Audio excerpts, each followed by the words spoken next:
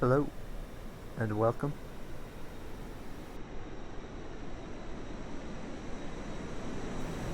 The Kerbal Space Program.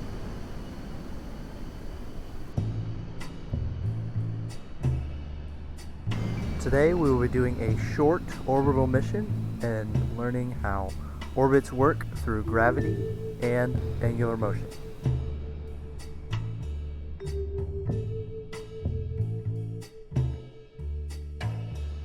For those of you who missed our first several slides, angular motion is the rotation of an object around a fixed axis or center, where position is measured at angles rather than linear distance.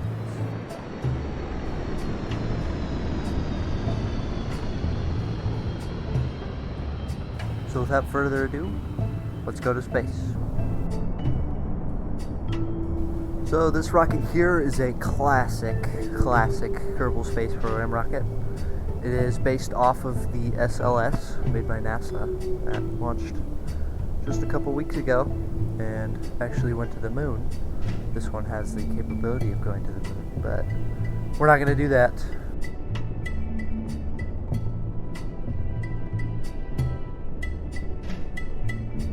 Now back to physics.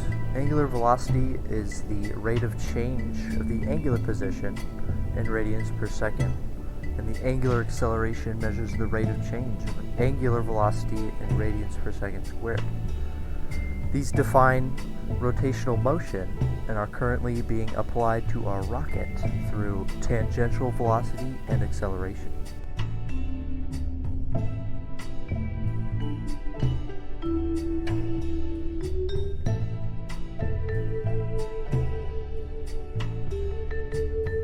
Now, gravity is also involved in this, so you can think of it as a vertical circle. And instead of tension force being a string, it's actually gravity.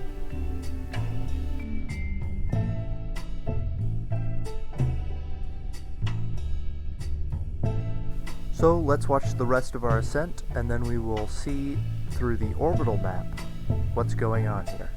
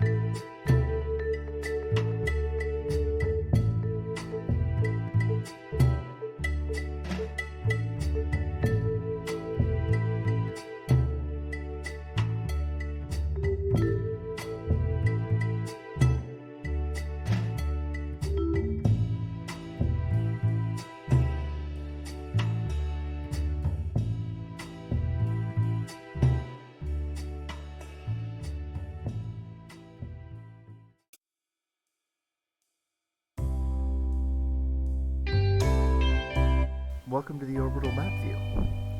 This planet in the center is called Kerbal. It is 1/6 the size of Earth, but still maintains a gravitational acceleration of 9.8 meters per second. This orbit you see here is about 250 by 250,000 meters, and the height of the atmosphere over Kerbal is only about 70,000 meters.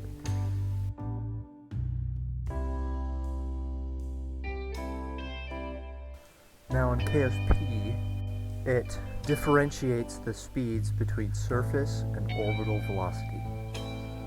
Right now, our orbital velocity is about 2,000 to 2,100 meters per second, and our surface velocity is much lower because we are not moving above the surface as fast as it would be in a lower orbit. Now let's say this little alien emoji is where our spaceship is. The force of gravity points from our little alien straight into the center of our planet, and our velocity indicator would be tangential to our orbit, going up and to the right. Now the combination of those two forces cause our orbit to stay circular, gravity pulling it down toward the planet, and our tangential velocity making us fall around the planet instead. Now let's see what happens when we raise our orbit slightly. Here's our ship. Now while we perform this burn, we are increasing our tangential velocity. What that means is our velocity in tangent with our orbit is increasing, which makes us fall around the world faster. But it also raises our apoapsis, which is the furthest point away from the body that you are orbiting. Now up here at our apoapsis, we're moving at 600 meters per second.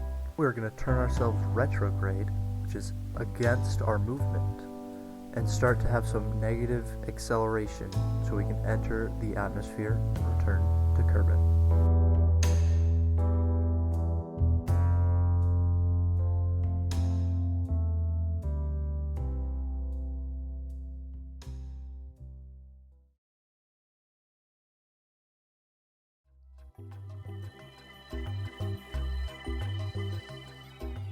Now if you remember back just a little bit earlier to that orbital map, you'd have noticed that we were in an elliptical orbit. Now why was that? Well, we were in that elliptical orbit because the force of gravity never changed, but our velocity did. So what that made us do is we would fall faster when we'd be closer to the planet. So we'd fall around it quicker. But as we get further away, we start to slow down, which is what gravity does. And we start to reach all the way to the top at the apoapsis, where we're our slowest point. Then, as we fall back due to gravity, we start to accelerate and continue our angular motion all the way through our orbit. And that's it. Thank you for watching, and I'll see you next time. Here's some re-entry clips, a little bit, and have a good one.